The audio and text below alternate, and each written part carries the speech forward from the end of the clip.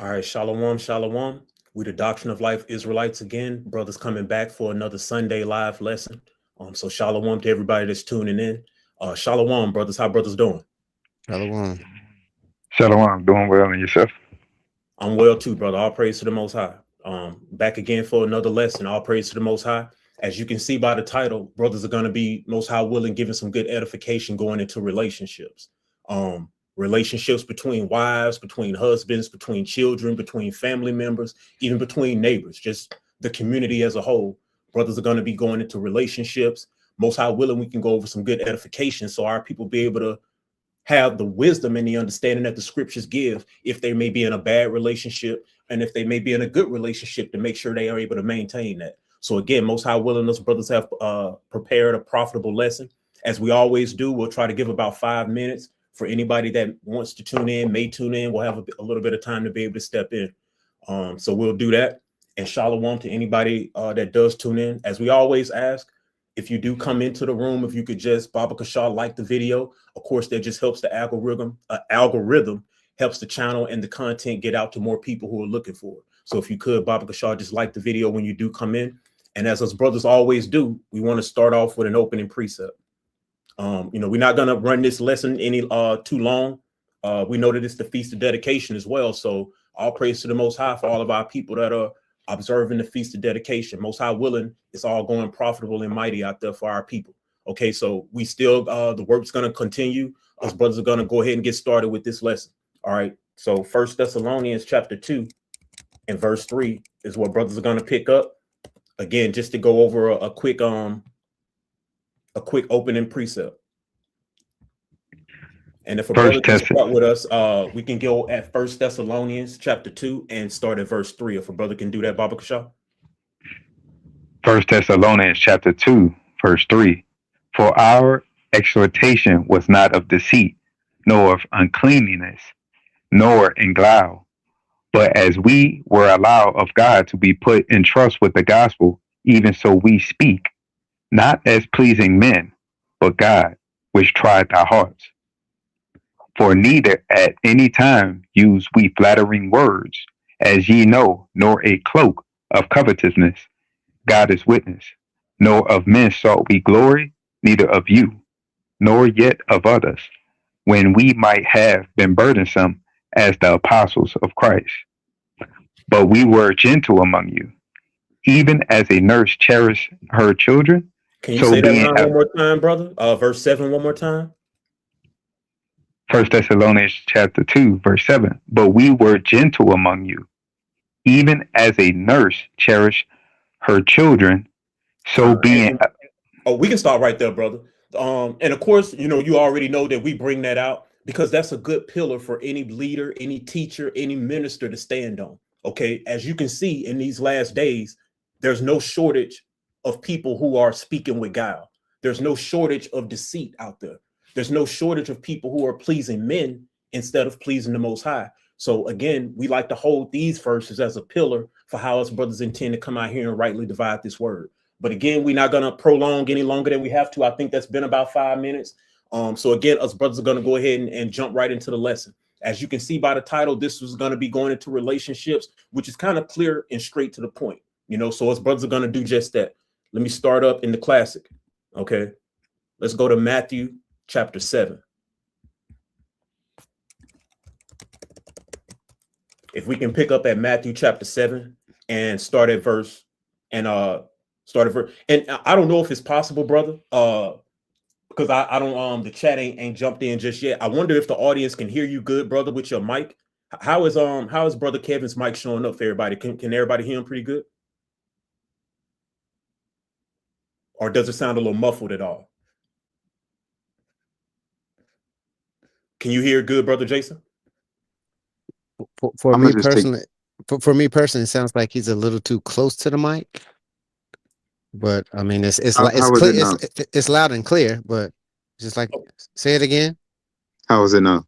That's perfect. Yeah, that's good there. All praise. Yeah, I just turned it off. That's all. Okay, all praise to the Most High. Yeah, brother, if we can pick up at Matthew chapter 7 and verse 12. Matthew chapter 7, verse 12. Therefore, all things whatsoever ye would that men should do to you, do ye even so to them. For this is the law and the prophets. Can we say that line one more time, brother? And of course, we all know the context of Matthew chapter 7. We understand who's speaking. It's the word of life. It's Yahawah. As people who tune into this channel, Most High willing, we are able to apply Acts 17 and 11. You've gathered your pen and your paper and you're jotting down the notes. But a lot of these scriptures are scriptures that we can just read over and over again. And all praises to the Most High for that, because this is mighty wisdom that we're getting about what the law and the prophets really is. Can we get that verse one more time, brother? Matthew chapter 7, verse 12. Therefore, all things whatsoever ye would that men should do to you, do ye even so to them. For this is the law and the prophets. Now, that's a great place to start when I'm thinking about relationships. Okay, when you're thinking about how to love your spouse, how to love your family members, how to even love your children, how to love your neighbor, your brother, your sister. Therefore, all things whatsoever ye would that men should do to you, do ye even so to them. For this is the law and the prophets. Well, for one, we got to believe Yahawah is who the scriptures say he is. And if he is the word of the Most High, then we know that this is law. If you believe in Deuteronomy 18, you know that this is law. So again, this is the law and the prophets, that you do whatever you would have that a man did to you. And sometimes that's that thing that's little talked about. A lot of the commandments, a lot of the law that we think about are those things that men can see. Okay, but this lesson is going to be going into the heart, the same way a scripture like this is going into the heart. So again, let's pick up at another mighty one that we know a lot of us already know, the classic Matthew chapter 22. Can we get 22, brother, and start at verse number 36? Matthew chapter 22 and verse 36. Let's get that point confirmed and echoed, brother. Matthew chapter 22, verse 36. Master, which is the great commandment in the law? And Yahawah said unto him, Thou shalt love the Lord thy God with all thy heart, and with all thy soul, and with all thy mind. This is the first and great commandment. And the second is like unto it. Thou shalt love thy neighbor as thyself. On these two commandments hang all the law and the prophets. Now, doesn't that sound exactly like what we read in Matthew 7? So Yahawah isn't mistaken with this point that he's given. What all of the law and all of the prophets hang on is, one, how you love the Most High. But we know that if you love the Most High, you're also going to love the children of the Most High. So all of these things come together as a circle. And these are the great foundational things that we can start on when you're talking about any relationship. Like we said, whether it's a relationship with your spouse, whether it's a relationship with your brother, these are the mighty things that we can apply, that we can have success in our relationships. All right, now brothers want to pick up in something here. This one gets a little real. We're going to go to Sirach chapter 4, okay, and pick up in this classic, Sirach chapter 4. Are you able to see that one, brother? Can you zoom in some? Okay, come. All right, let me go to the verse. Let's start at Sirach chapter 4 and verse 29. Okay, now that we understand that Yahawah twice told us that all the law and the prophets is a big result of not only you being able to treat your neighbor, your brother, in the same way that you would want to be treated, but we already know those two great commandments in Matthew 22 and 36, that we are to love the Most High with all our heart, soul, and mind, and that the second commandment is that we love our neighbor as ourselves. So again, this is something that's been echoed in and concreted by Yahawah. Let's get some practical wisdom on what some of these things look like. How do you love somebody like you love yourself? Sometimes it's easy, but for some people, maybe it's not so easy. For somebody, perhaps it's easy to put yourself in another person's shoes. You can immediately think to yourself how it would feel to hear something that you just said to somebody, or how it would feel to do something that you've just done to somebody. Perhaps some of us need a little bit more self-reflection to get that. So Most High willing, that's what some of these scriptures can bring out. We're going to get some practical wisdom here. Can we start at Sirach chapter 4, brother, in verse 29? Sirach chapter 4, verse 29. Be not hasty in thy tongue, and in thy deeds slack and remiss. Think about that contrast. Be not hasty in thy tongue, and in thy deeds slack and remiss. So what does this look like? That's that brother that's very quick with his mouth, but yet in his deeds, he's not as quick. So you got all of the counsel, you got all of the mouth, but you don't have the deeds that go to back those things up. Can we keep going, brother? The book of Sirach, chapter 4, verse 30. Be not as a lion in thy house, nor frantic among thy servants. Let not thine hand be stretched out to receive, and shut when thou shouldest repay. See, these verses sound like they're not, but these are really practical wisdom. Okay, don't be so quick to run your mouth when the actions don't follow. That's what verse 29 is saying. Verse 30 is telling you not to be a tyrant in your house. Okay, don't be running around being a monster in your own household. And verse 31 is obviously just telling you not to be that person that's always got your hands out. You want to receive things, but the minute sometimes comes for you to pay back those things or anything, you're the person who doesn't want to do those things. So again, these are just practical wisdom, practical ways that we can learn and even implement into our relationships. But as brother's going to go ahead and continue, we got a lot of more. Okay, let's go to Matthew chapter 19. This is another classic. Can we pick up at Matthew 19, brother? And let's start at verse 9 with this one. Matthew chapter 19 and verse 9. Now we're going to turn it into something that's more specific, dealing with husbands and wives. Okay, so of course, the question, we're going to get the baseline understanding of what it looks like to put a wife away, to keep a wife, putting the husband away, keeping a husband, whatever scenario you get. Let's get the commandment. Let's get the understanding in between husbands and wives, and then we'll go into a little bit more edification. But brother, if we can start at verse 9 in Matthew 19. Matthew chapter 19, verse 9. Oh, and I say unto you, Salakia, brother, you know what? I actually wanted to end. Can we start at verse 1 with this one, brother? Salakia for that. Matthew chapter 19, verse 1. And it came to pass that when Yahawah had finished these things, he departed from Galilee and came into the coast of Judea beyond the Jordan. And great multitudes followed him, and he healed them there. The Pharisees also came unto him, tempting him, and saying unto him, Is it lawful for a man to put away his wife for every cause? Now, obviously, we can understand who the audience is. We have the Pharisees, which always play a role. We have Yahawah and them tempting him, asking him about this question of adultery. I just want to lay the foundation, brother. If we can continue. Matthew chapter 19, verse 4. And he answered and said unto them, Have ye not read that he which made them at the beginning made them male and female? And he said, For this cause shall a man leave father and mother, and shall cleave to his wife, and they twain shall be one flesh. And see, that's why I love to sit with all of these precepts, because again, conversations about relationships are some of the deepest things that the law really goes into. You know, you can think that the commandments is a bunch of things that you do that men can see, like fringes, beards, head wraps, but these matters of the heart is where the law really starts to come to life and really show you if you're being cut or not. Can we get verse 5 one more time? Because notice these verses that we have to sit with.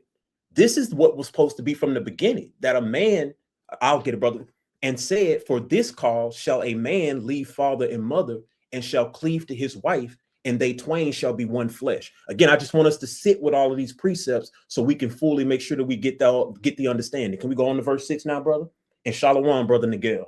All praise to the Most High. Matthew chapter 19, verse 6. Wherefore they are no more twain, but one flesh. What therefore God had joined together, let no man put asunder. Say that line again, brother. What therefore God had joined together, let no man put asunder. You know, a brother should be in fear of putting away that wife. A woman should be in fear of putting away that husband, and pray that it's not the Most High who brought that union together. Again, we just reading the scriptures for what they say. You know, it's not about a brother like me giving you the understanding. We're letting Yahawah give it to us. Can we keep going, brother? Verse 7. Matthew chapter 19, verse 7. They say unto him, Why did Moses then command to give a writing of divorcement and to put her away? Let's get the answer, brother. He said unto them, Moses, because of the hardness of your hearts, suffered you to put away your wives. But from the beginning it was not so.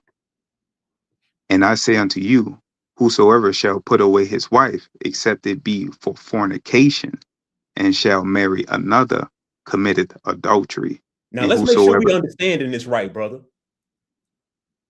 And I don't even want to just get, brother, can you read the top of verse 9 again? And Are we? Is this saying that this man is in the midst of committing adultery for doing this way? I just want to make sure we getting that right understanding, brother. Can you read it one more time for us?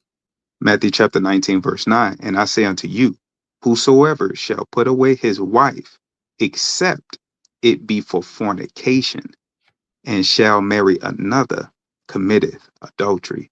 So I'm trying to make sure I understand. This is saying that that man that puts away his wife and it not be for fornication, if he shall marry another, he commits adultery. That's what we reading, right, brother?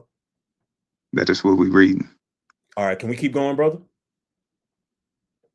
Okay. I'm gonna start at verse 9 again.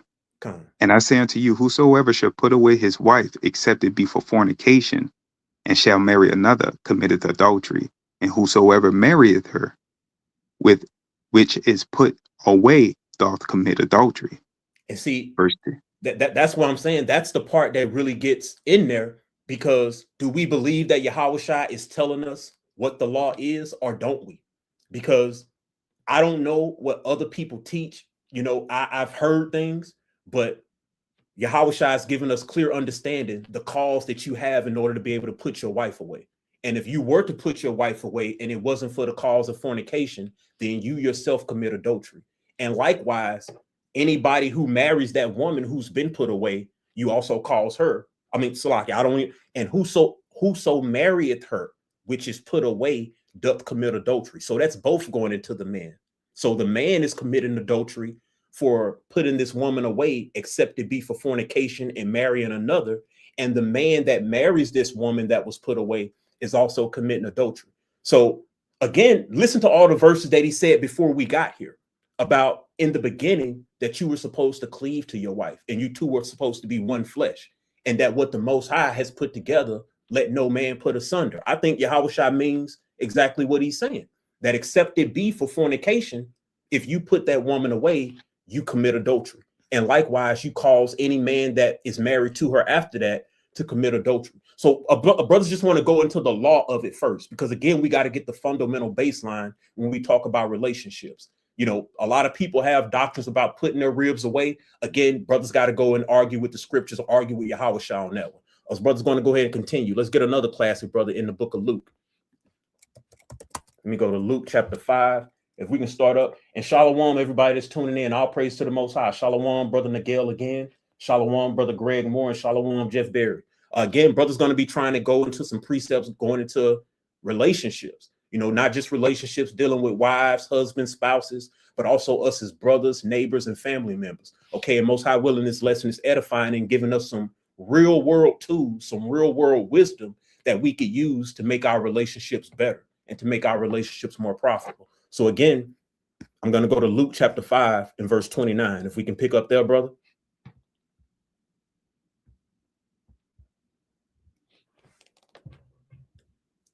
The book of Luke chapter 5, verse 29. And Levi made him a great feast in his own house. And there was a great company of publicans and of others that sat down with them. But their scribes and Pharisees murmured against his disciples, saying, why do you eat and drink with publicans and sinners? See, that's a good question.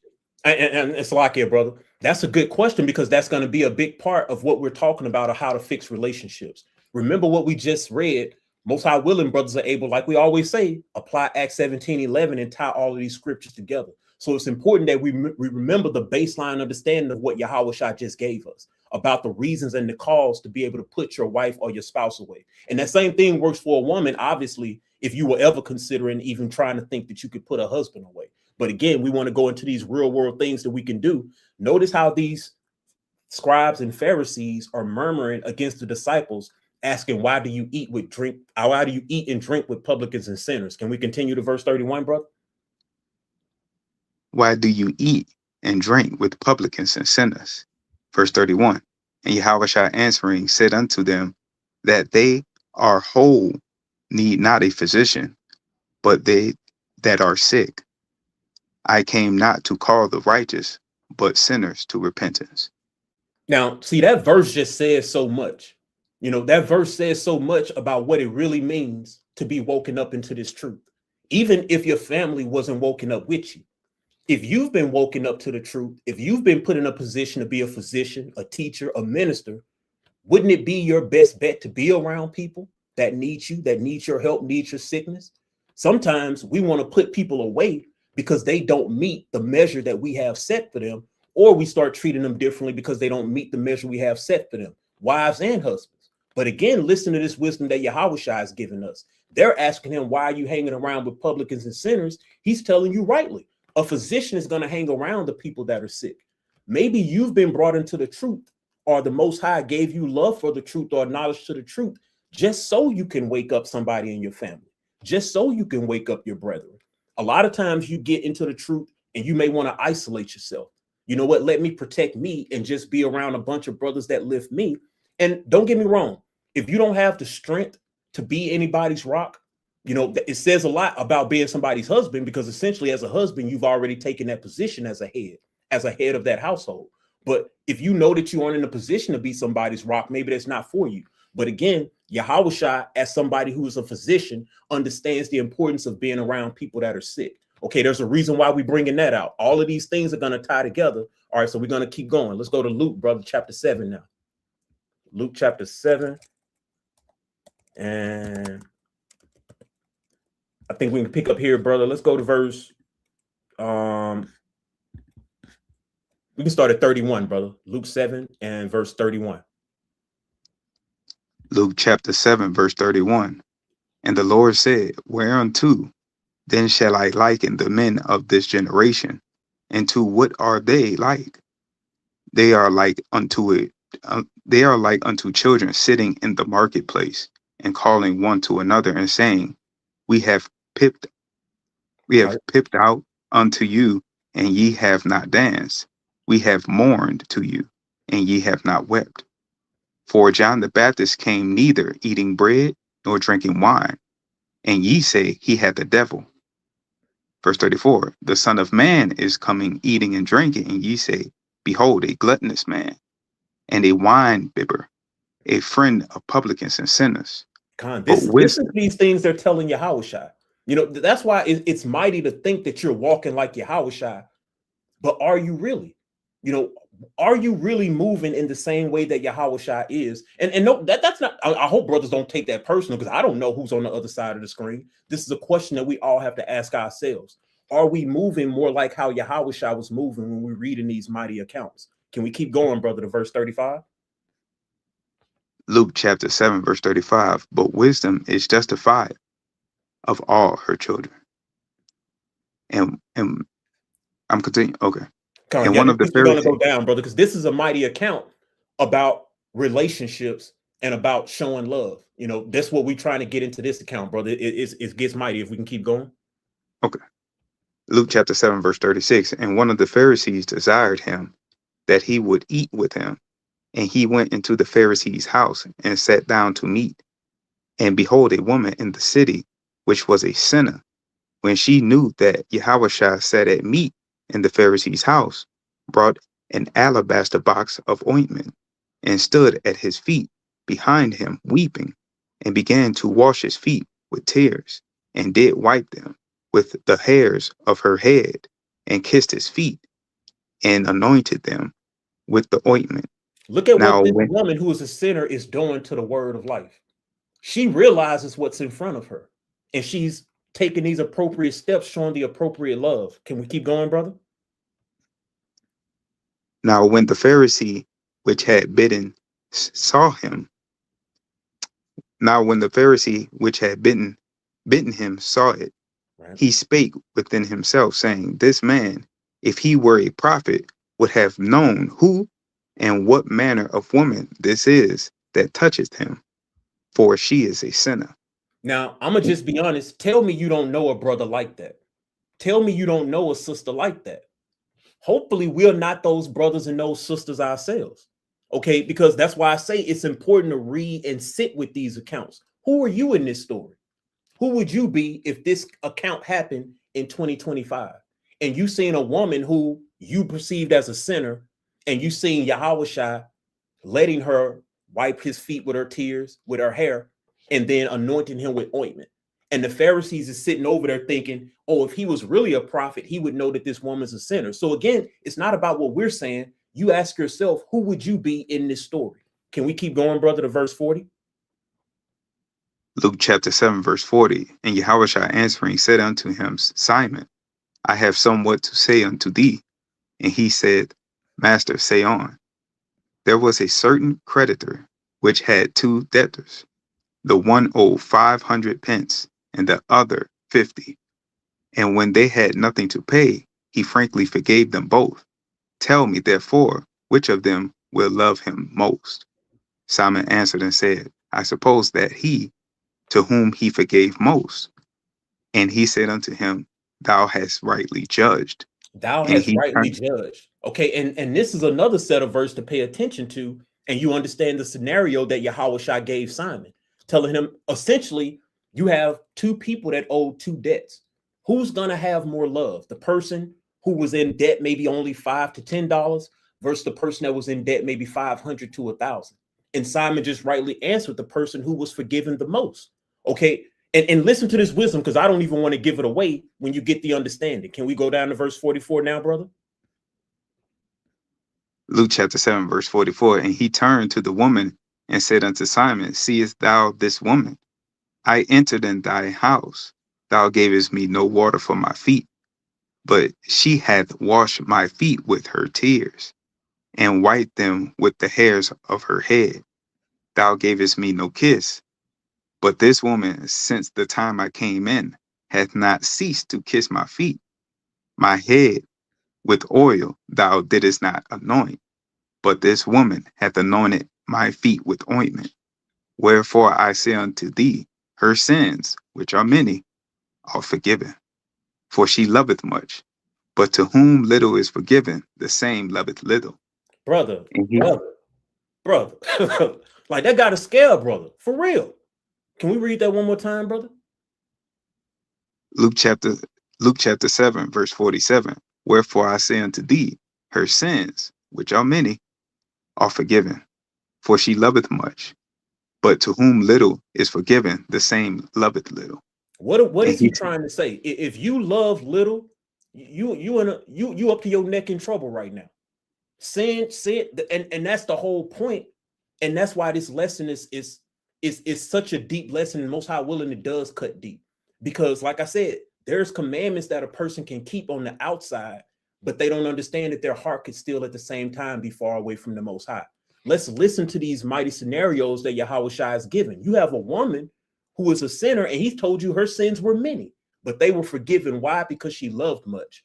But likewise, or should I say vice versa, to whom little is forgiven, the same loveth little. So forgive me if we don't want to be those brothers that are out there teaching people to love less and to have less mercy, less grace, less patience, less charity. We're not them brothers that's teaching that. Okay, we're going to teach our people to love much if they want to have much forgiveness. Okay, let's keep going, brother. Luke chapter 7, verse 48. And he said unto her, Thy sins are forgiven. And they that sat at meat with him began to say within themselves, Who is this that forgiveth sins also? And he said to the woman, Thy faith hath saved thee. Go in peace. Thy faith hath saved thee. Go in peace. And again, these are the mighty lessons that it's easy to skip, but it's unprofitable to skip. Brothers, don't get offended. I always have to say it because I know how quickly people get offended or they try to take things that you say. But Yahushua told you that there was a man who only wants the outside of his cup to look clean. Why? Because that's what gets you the praise of other men. It's no secret that when you look like a righteous man, where that praise comes from. Nobody can see if your heart is righteous. Nobody can see if you're good at bridling your tongue, if you're good at showing patience, mercy, long suffering, if you're good at putting yourself in another person's shoes every time you speak, or if every time you speak, if the Most High is committed to that thought, or do you run off with your mouth presumptuously and in pride? All of these things are mighty lessons of the heart that need to get way much more attention than they do. These are sins too. Listen to what Yahushua told you. That woman who probably had sins, but it wasn't love. And that love that she had that was much was able to cover a multitude of her sins. Isn't that also what the scripture teaches? So again, we have to make sure that we get these heart things right as well. All right, brothers ain't gonna lag with it. Let's keep on going. John chapter 9. You know, with this, the scriptures give the understanding more beautiful than any counseling can. You just got to really want to be these things for the Most High. Because I'm going to give you the spoiler alert at the end. If you become these things, regardless of who your spouse is, your relationship gets better. For one, if they can't see that you are with the Most High and underneath him and his guidance, walking with him, then then they're not with the Most High at all. But the best way to get your relationship right is to do what Michael Jackson said. Maybe focus on that man in the mirror. You know, if you missing respect, you missing anything that you think you may have, the first person to always start with is yourself. Isn't that also a lesson of Yahawah? The minute you're thinking about the mote that needs to be pulled out of somebody else's eye, first go look in the mirror at your own two eyes and make sure that you yourself are checked out good. These are mighty lessons that we're also getting. Let's get John chapter 9, brother. And you know, the crazy thing about that is what brother is going to look in the mirror and see no motes in his eye? So when do you ever get to the point to go out and treat people and take people's motes out of their eye, at least doing so in a way that isn't with love? You know, and again, we know that what love means is to rebuke. We know that when you love somebody, you don't suffer sin upon them. But let's not get simple with the scriptures. Love means a multitude of things. If you want to go to 1 Corinthians chapter 13, chapters like that are mighty at showing you some of the different nuances of love. We do know that it is love to rebuke, and it is love to tell people that they ought not to sin against the Most High, that you cover them from sins with that. So no brothers denying that. We just want to get into some of these practical ways that you show that you love somebody. Remember the scriptures brothers brought out, one, being able to be in somebody else's shoes. But with this one, brother, let's start at John chapter 9. Let's kick up at verse 39, brother. John 9 and 39. The book of John, chapter 9, verse 39. And Yahawah said, for judgment I am coming to this world, that they which see not might see, and that they which see might be made blind. What does that even mean? And that's why I say it's important to just sit with these lessons and look who it always is going to, these scribes and Pharisees, these teachers. You know, it's kind of a crazy thing to be in a position of a teacher or minister in Israel right now when you go in and read these scriptures with sincerity. It's not a light job, you know, and it seems like these are the main people who are the recipients of Yahawah's rebuke. So again, can we keep going, brother? John chapter 9, verse 40. And some of the Pharisees which were with him heard these words and said unto him, are we blind also? And Yahawah said unto them, if ye were blind, ye should have no sin. But now ye say, we see, therefore your sin remaineth. Therefore your sin remaineth. Okay, I always bring this up because that's a scary verse to sit and read. You can be blind, and if you knew you were blind, your sin wouldn't be there. But because you think you see, your sin remains. What is that telling me? That one of the most dangerous things or places you can be is the place where you think you see, especially when you're outside of the word, when you're not reading in the word and getting the truth of what the Most High said. But if you in your own mind telling yourself you see, and the whole time you may be blind. Okay, so we definitely don't want to be falling into some of those pitfalls. All right, us brothers are going to keep on going. Let's get into another good classic, brother, going straight into the heart of relationships. 1 Corinthians chapter 7, brother. And with this one, we can start this one off at verse 1 as well, brother. 1 Corinthians chapter 7 and verse 1. 1 Corinthians chapter 7, verse 1. Now concerning the things whereof ye wrote unto me, it is good for a man not to touch a woman. Nevertheless, to avoid fornication, let every man have his own wife, and let every woman have her own husband. Let the husband render unto the wife due benevolence, and likewise also the wife unto the husband. And see, and again, these are the verses that you want to sit with, because we know that it's very possible for people to use the Bible to cut everybody else but themselves. You know, I said something earlier. The word is a lot like fire in the sense that you can warm somebody with it and you can burn somebody with it. The fire is still fire, but the user of it controls a lot about how it's wielded. You know, same way the Bible refers to itself as a sword. A sword can be used for protection as well as destruction. but it's the wielder that chooses how that sword is wielded. So, when it comes to these mighty things, you want to make sure that you're a brother that sits on verses like this. You don't just read that verse to go and cut somebody else with it. You definitely want to sit on it, whether husbands and wives. If we can keep going, brother. 1 Corinthians chapter 7, verse 4. The wife hath not power of her own body, but the husband. And likewise also the husband hath not power of his own body, but the wife. Defraud ye not one the other, except it be with consent for a time, that ye may give yourselves to fasting and prayer, and come together again, that Satan tempt you not for your incontinency. And we can pick up, brother, if we can. Let's pick up at verse 10, brother, because he goes right into what he's telling you of Yahawah. 1 Corinthians chapter 7, verse 10. And unto the married I command, ye not I, but the Lord. Yet not I, but the Lord. Let not the wife depart from her husband, but if she depart, let her remaineth unmarried, or be reconciled to her husband, and let not the husband put away his wife. Now, see, it's very important to get this from the beginning. Verse 10, and unto the married I command, yet not I, but Yahawah. Let not the wife depart from her husband. But, and if she depart, let her remain unmarried, or be reconciled to her husband, and let not the husband put away his wife. So here's another thing. If you believe that Paul was ordained with the ministry that Yahawah gave him, then you also believe that he's telling you what Yahawah has commanded. And that commandment being, 1, let not the wife depart from her husband. If she does depart, she remains unmarried, or she's reconciled to her husband, and let not the husband put away his wife. Can we keep going, brother, to get a little bit more wisdom from Paul? Luke chapter 7, verse 12. 1 Corinthians chapter 7, verse 12. But to the rest speak I, not the Lord. If any brother hath a wife that believeth not, and she be pleased to dwell with him, let him not put her away. And the woman which hath a husband that believeth not, and if he be pleased to dwell with her, let her not leave him.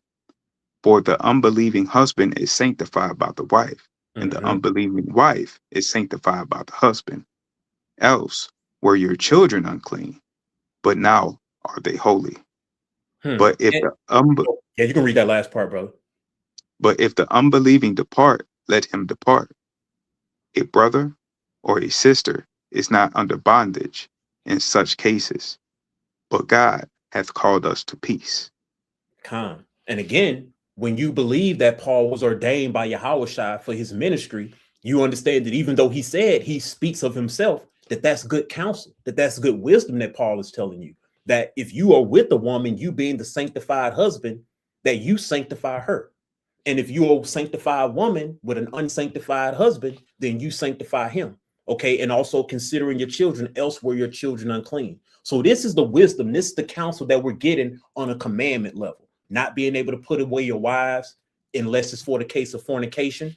Wives not being able to put away their husbands. If for any reason you do leave your husband, it's not so that you marry another. You only can stay unmarried or be reconciled back to your husband. So again, those are the laws going into how we govern relationships. But again, we're going to continue to drop practical wisdom along with the laws. Okay, because that's also important too, brother. Let's get one. Speaking of that one, brother, this one might be, oh man, this was good. Let's go to Sirach again. Chapter 25.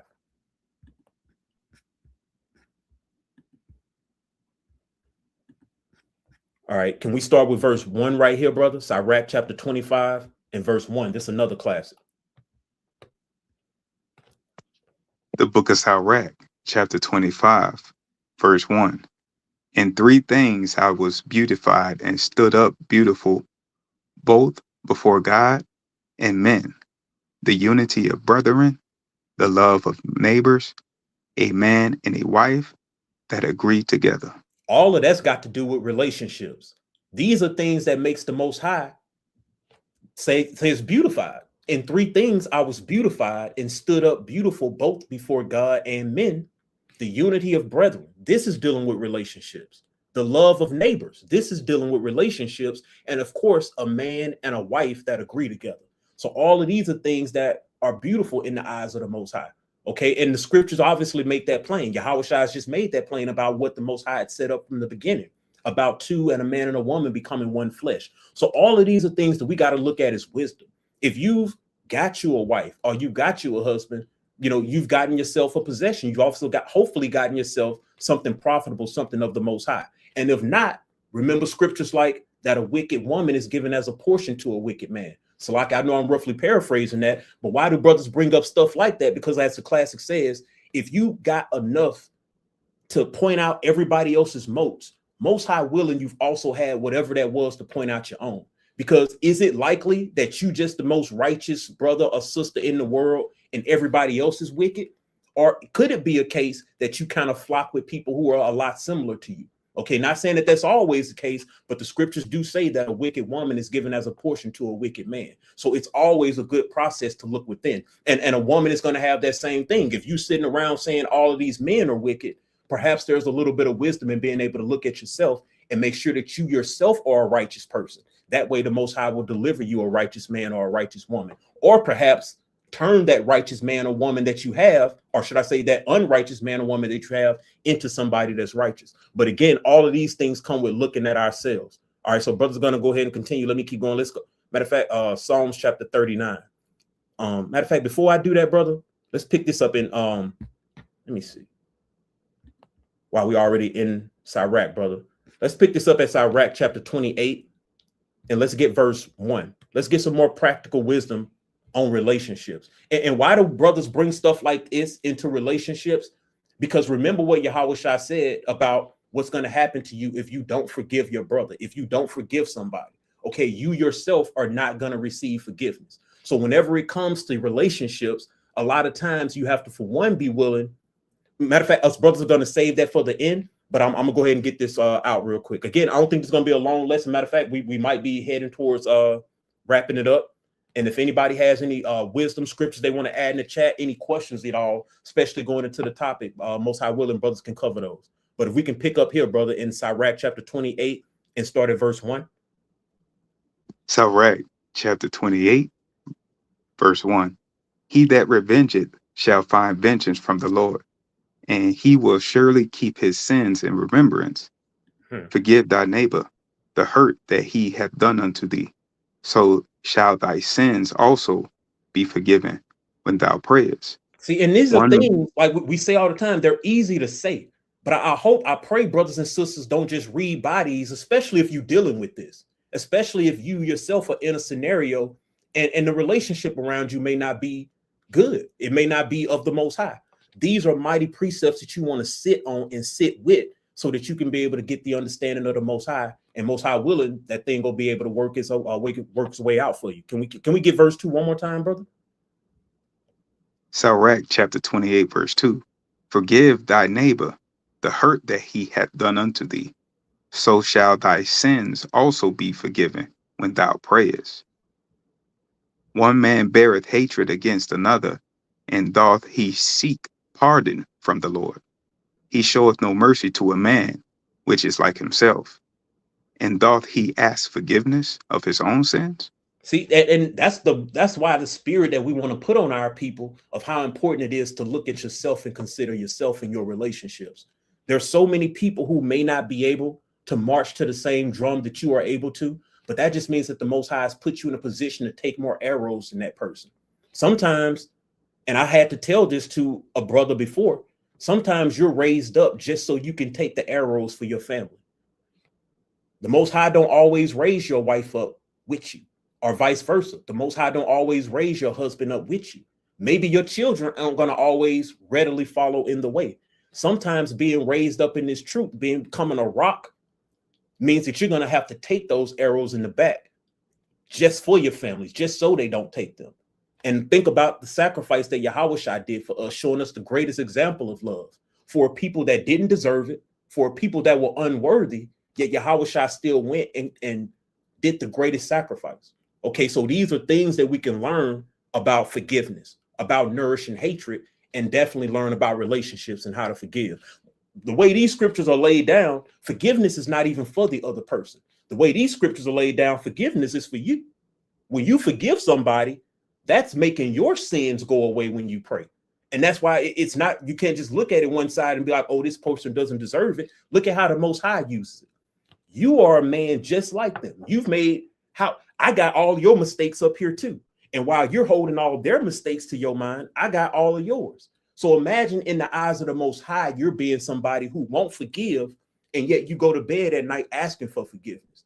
Most High willing, you see the hypocrisy in that. Again, brother, can we go ahead and keep reading? Let's go down to verse, I think we was at verse 5, brother.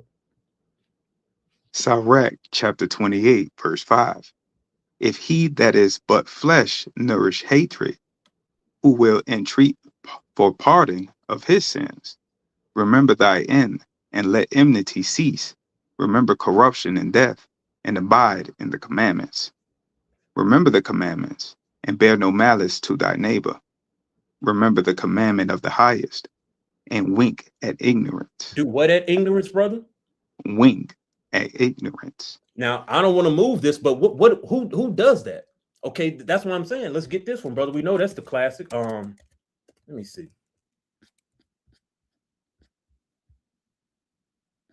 Can we get this one, brother? Acts chapter 17, verse 30. Acts chapter 17, verse 30. In the times of ignorance, God winked at. What did he do? Now in times of ignorance, God winked at, but now commanded all men everywhere to repent. So the Most High has been able to wink at how much of our ignorance, how much of our shortcomings. Okay, and let's go back to the verse. Okay, so in the same way, now can we get that, brother? Or Slaki? It just says, remember the covenant of the highest and wink at ignorance. Can we continue down to verse 8, brother? And I see you in the chat, brother Alvarez. All praise to the Most High. I see you got 1 Peter 4 and 8. Okay, we're gonna get to that one right after we jump out of Sirach. All praise to the Most High, brother. But if we can go on to verse 8. Sirach chapter 28, verse 8. Abstain from strife, and thou shalt diminish thy sins, for a furious man will kindle strife. Can we say that one more time, brother? Abstain from strife, and thou shalt diminish thy sins, for a furious man will kindle strife. See, and these are the lessons that just go unlooked because, again, and brothers can't mince their words this because Yahawah didn't. If your focus is on looking righteous, you want the outside of your cup clean, so the inside of these things don't really do it for you, then you're going to hate lessons like this. But Most High willing for those brothers and sisters who are looking at cleaning the inside of their cup, making sure that they are truly uncircumcised in their heart towards the Most High. These are the exact kind of cuts you want, okay? Abstain from strife, and thou shalt diminish thy sins. For a furious man will kindle strife. That's another way that you diminish your own sins is by abstaining from strife. These lessons also are going to help you in those relationships. Can we keep going, brother? Sirach chapter 28, verse 9. A sinful man disquiet his friends, and make it debate among them that be at peace. We know a lot of people are moving in that way as well. But again, these are all good nuggets to help us be able to make our relationships better. Okay, can we keep going, brother? Verse 10. As the matter of the fire is, so it burneth. And as a man's strength is, so is his wrath. And according to his riches, his anger riseth. And the stronger they are, which contend, the more they will be inflamed. And hasty contention kindleth a fire, and a hasty fighting sheddeth blood. If thou blow the spark, it shall burn. If thou spit upon it, it shall be quenched. And both these come out of thy mouth. Now, brother, I love that verse because that really kind of goes into what, brothers just mentioned, the quick analogy about fire. This verse is kind of going a lot into that about spitting on a fire. If you, or slakia, your mouth in terms of what it can do to a fire. If you blow that spark, it'll burn. And if you spit on that same spark, you will put it out and quench it. And both of those things are coming from your mouth, coming from that same spit. So that's really good wisdom for us to understand about our relationships. A lot of times when you speak, your words can be the thing that start a fire or put a fire out. And a lot of times we know that. That's the crazy part about it. And if that ain't you, then don't wear that shoe. But the crazy part is you got to look within yourself. A lot of times in these relationships, we know the very things that are going to make that fire grow and the things that are going to put that fire out. But again, it's all a matter of the heart. Brothers can go, this ain't fringes and beards. This is the real stuff that lets you know who you truly are. Okay, look at all of the lessons that Yahawah told you about the greatest of the commandments and what the law and the prophets truly hung on. This is what it's really all about. Okay, not just those things that people can see, but the things they can't. All right, and I know you said, brother, 1 Peter 4:8. All right, we only got maybe like a couple of more verses going into this. But I'm gonna get the brother's verse, and then most high willing, we can get to those. All right, so 1 Peter chapter 4. And what do we got here, brother? 1 Peter chapter 4 and verse 8. Can we get that, brother? 1 Peter chapter 4, verse 8. And above all things, have fervent charity among yourselves, for charity shall cover the multitude of sins. Beautiful precept, brother. And I don't know if you was tuning in when brothers was reading John chapter 9, but that precepts perfectly with that verse right there, 1 Peter 4:8. You bring out John chapter 9 in that because it goes into the woman. It's like, am I saying that was John 9, right? Or was that? It's like, let me make sure that was John 9. I think that might have been Luke. Salakia, brother. I don't want to lead you with the wrong precept. I think that was Luke 7. Yeah, Salakia, brother. So that was Luke 7. And I started at verse 35 all the way down to the end of the chapter.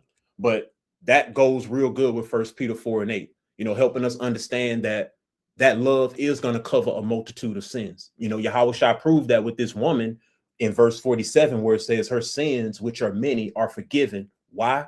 For she loved much. But to whom little is forgiven, the same loveth little. So, brother, those things just match up like a glove. 1 Peter 4:8, helping us understand that charity, which is also love, covers a multitude of sins. So all praise to the Most High, brother. And Most High willing that answered that, brother. But either way, it sounds like you were just adding that, brother, because that was definitely a good add-on to what we was bringing out. All right, but again, and this is how brothers want to end this. Okay, I'm gonna go to the book of Psalm chapter 39.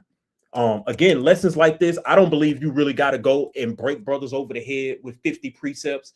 This stuff is a heart issue when it comes to people's relationships. A lot of times, like I said, you just got to sit with a verse like what Yahawah said when he said that do unto others, Matthew 7:12, do unto others even as you would have them do unto you. And by this, you fulfill the law and the prophets. See, you don't really have to go to 50 verses if you can sit with that and actually let it penetrate your heart. And you actually learn to become somebody. When you speak, you are able to consider how it's received. And when you do things, you're able to consider how it's received. Not saying that always makes it work out, but Yahawah said that the law and the prophets hangs on being able to do that. So I would take something like that seriously. All right, but again, here's another thing to take seriously. The reason why these relationships and things are really the weighty matters. Yahawah said the weightier matters of the law was judgment, faith, and mercy. Okay, some of these things are the weighty matters of the law for this reason, brother. Can we get Psalms chapter 39 and verse 4? The book of Psalms, chapter 39, verse 4. Lord, make me to know mine end and the measure of my days. What it is that I know how frail I am. Behold, thou hast made my days as a handbreadth, and mine age is as nothing before thee. Verily, every man at his best state is altogether vanity. Surely every man walketh in a vain show. Brother. So we can start right there, brother. I just want the wisdom that's given, that the Most High let him know his end and the measure of his days and how frail he is, and the wisdom that comes with this understanding. Okay, we're going to get another one just to add to this. Let's go Psalm 90. Can we pick this one up at verse 8, brother? Psalm 90 and verse 8. Psalms chapter 90, verse 8. Thou hast set our iniquities before thee, our secret sins in the light of thy countenance. For all our days are passed away in thy wrath. We spend our years as a tale that is told. The days of our years are 80 years and 10. And if by reason of strength they be 80 years, yet is their strength labor and sorrow, for it is soon cut off, and we fly away. We knoweth the power of thine anger, even according to thy fear, so is thy wrath. So teach us to number our days, that we may apply our hearts unto wisdom. You know, and maybe these verses don't do for other brothers what they do for some, but I can understand the wisdom and the solemnness of a statement like that. You know, even considering what it was written in Psalm 39, you know, and when I'm thinking about that in terms of relationships, because I talk to a lot of people, you know, and I try to help and deal with a lot of people in situations, especially in regards to the word. Matter of fact, always in regards to the word. You know, man, we don't have a lot of time on this earth. If you've been blessed with somebody that loves you, cares for you, would be there for you when you're sick, not everybody's blessed with that. Job was blessed.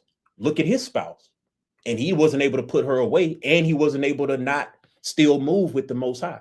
Okay, so a lot of times we figure out that what really gets relationships cocked off, or should I say in a bad way, is that most people are focusing on things that are nowhere near important enough.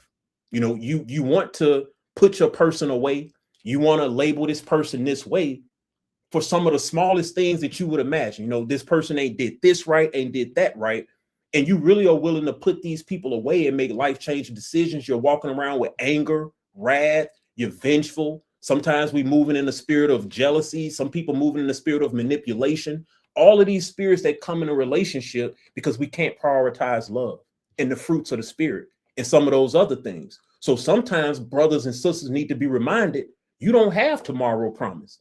Do you really want, if you die tomorrow, would you die with hate, anger, and wrath in your heart? What did Yahawah say about that gift? That if you come to the altar with your gift, but yet you have an alt against your brother, to do what? Go back and fix that with your brother and then bring your gift. What is that saying? Before you try to bring something to me, go back and fix those things with your brother, because that's what the Most High, in the name of his only begotten Son, is really looking for. You're being tried by the reins of our hearts. So again, these are some of those mighty lessons that maybe don't get taught enough, but these are the things that will make relationships stronger. A lot of these relationships are built around some of these spirits that we already know: wrath, anger. Brothers got quick tempers. Brothers are being lions in their house. Some of our sisters may be operating in some of the same spirits, sneaky, devilish. We all know what the scriptures say about a woman and how hard it is to find a righteous one. But at the end of the day, all of these things kind of have to be considered in terms of, I don't have a lot of time. You know, am I focusing on something that's so small, trying to pull out of a mote out of somebody's eye and ruin my relationship, put this person away, and I don't even think that I may not have tomorrow? And most high forbid I die with feelings of hate, anger, wrath, bitterness towards my spouse, towards my children, towards my neighbor, towards my brother. I need to go to sleep at night and already plan for that forgiveness, and already come back to the table with different spirits: love, charity, meekness, long suffering. These are the lessons that make our relationships better. Like I said, it's a shame that these are the things that aren't talked about the most. But tell me, what relationship wouldn't be better with less wrath and less anger and less strife and less contention? And then you add fruits of the spirit: patience, charity, meekness, kindness. These things are simple, but again, these are the parts of the scripture that aren't tackled a lot. And unfortunately, in our Hebrew Israelite community, it seems to be a lot really prevalent. Brothers don't really tackle these heart matters, these fruits of the spirit matters. And these are the exact things that improve relationships. Like Yahawah said, matter of fact, I want to get this verse before we end. And we already brought it out, but let's just get the understanding straight up. Matthew 7:12 one more time. This is maybe, if I could just make the lesson, this verse should be able to do it for everybody. Can we get Matthew 7:12 just one more time, brother? Matthew chapter 7, verse 12. Therefore, all things whatsoever ye would that men should do to you, do ye even so to them. For this is the law and the prophets. Spoiler alert. Here's the answer to the test. That's how you fix your relationship. Whether it's with a wife, whether it's with a husband, brother, sister, children, you need to be able to do. Therefore, all things whatsoever ye would that men should do to you, do ye even so to them. For this is the law and the prophets. Again, that's a verse that needs to be studied, repeated, sat on, meditated on. Go pray on it, fast on it, whatever you need to do, especially if you're dealing with relationship problems, because it's precepts and heart scriptures like this that are really Most High willing are going to penetrate and then get some of those fruits of the spirit in there and some of those fruits of the devil out of there. Most High willing, lessons like this are profitable and edifying. We know there's a lot of scripture that we can go to as far as how we are with each other, how we love one another, how we are with each other. Most High willing, the scriptures that brothers brought out were edifying. But again, some of these things don't take 50 precepts to get the point. Some of these things are very clear. We know those things that we're saying that's ruining our relationships. We know these things that we're doing that's ruining our relationships. And at the end of the day, you're going to sit in that casket by yourself. You need to make sure that in the eyes of the Most High, you are applying Matthew 7:12. And whether it's your wife, your husband, whoever don't see what you're doing that not for the pleasing of that man or that woman, but you're doing so for the Most High. If you're moving in the spirit of forgiveness, charity, love, you're doing it because you're doing it for the Most High. So again, man, brothers are going to go ahead and wrap up here. Did any brothers have anything they want to add? Any precepts, anything to bring out at all? I got two quick scripture. Matthew 18:21. Come on, I'll praise the Most High.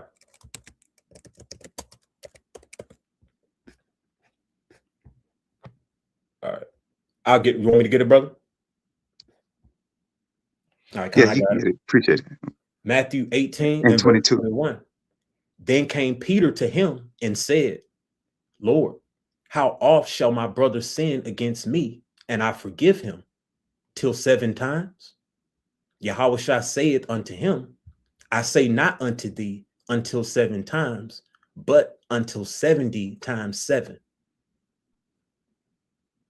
I thought that was a mighty precept. And the next one's going to be John 13, verse 34 and 35.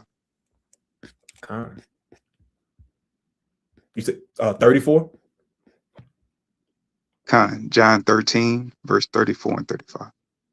All praise, another classic, brother. John chapter 13, verse 34. A new commandment I give unto you, that ye love one another, as I have loved you, that ye also love one another. By this shall all men know that ye are my disciples, if ye have love one to another. Absolutely, brother. Beautiful precept. And again, sometimes those are the things that unfortunately aren't talked about enough. For whatever reason, I don't know. Well, actually, we do know. People don't want to be Yahawah. People want to be some brother that they seen in the world. But we ain't going to get into that. This lesson ain't about that. Yahawah is telling us, giving us plain wisdom, knowledge, and understanding about how to be better in the eyes of the Most High and to be better towards our brothers. Essentially, fulfilling the 2 greatest commandments, loving the Most High with all of our heart, and then likewise also loving our brothers. So again, Most High willing, lessons like these will edify. My brother said some brothers are determined to be destroyed. You're not wrong about that, brother. And one of the main ways that we make sure that we have boldness, matter of fact, you just made me think of a precept. I keep saying, man, you brothers know how I get. Brothers say one more, man, but listen to this one about love. 1 John chapter 4, verse 17. Herein is our love made perfect, that we may have boldness in the day of judgment, because as he is, so are we in this world. And your comment just made me think about that, brother. One of the main ways to have boldness in the day of judgment is that your love is made perfect. And as Yahawah was in this world, the same way you are. Brothers want to be 100 billion things right now. How many people wants to perfect these things? Us brothers brought out in our last lesson, who's trying to be that 144,000 in these last days? People with no guile, people that are virgins, people that are following the Lamb whithersoever he goeth. These are some of the qualities that we need to put on. But again, good comment, brother. And I think all of these verses are going to be mighty if you implement them in helping fix your relationship. Pay attention to Matthew 7. Go pay attention to what brothers brought out in Sirach 28. All of the scriptures that brothers brought out if you need to. Again, we didn't want this to be too long of a video, but Most High willing, it was edifying. So again, if that's all, man, we're going to go ahead and wrap up. Brothers did say that was all they had. Did brothers have anything else at all?